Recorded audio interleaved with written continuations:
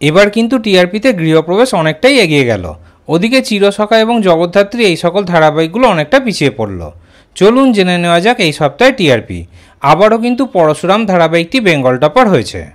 9.1 TRP নিয়ে প্রথম স্থানে রয়েছে পরশুরাম। দ্বিতীয় স্থানে জায়গা করে নিয়েছে রাঙামতি তীরন্দাজ। রাঙামতি তীরন্দাজ ধারাবাহিকে টিআরপি হলো 8.3। ওদিকে অনেকটা এগিয়ে গিয়ে তৃতীয় স্থানে জায়গা করে নিয়েছে গৃহপ্রবেশ। গৃহপ্রবেশ ধারাবাহিকে টিআরপি হলো 7.3। চতুর্থ স্থানে রয়েছে ফুলকি। ফুলকি ধারাবাহিকে টিআরপি হলো 7.2। সেরা 5-এর পঞ্চম স্থানে রয়েছে কথা। কথার টিআরপি হলো 7।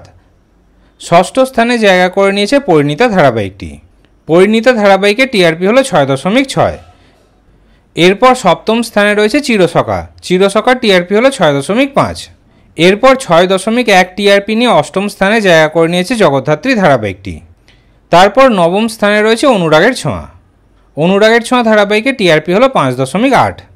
আর ওদিকে সেরা 10-এর দশম স্থানে রয়েছে কোন গোপনে মন ভেসেছে। কোন গোপনে মন ভেসেছে ধারাবাহিকে টিআরপি হলো 5.4। এই যে আপনাদেরকে টিআরপিটা জানালাম, এটা হলো স্টার জলসা যে টিআরপিটি ফলো করে। তাহলে এই টিআরপির ব্যাপারে আপনাদের কি মতামত কমেন্টে অবশ্যই জানাবেন।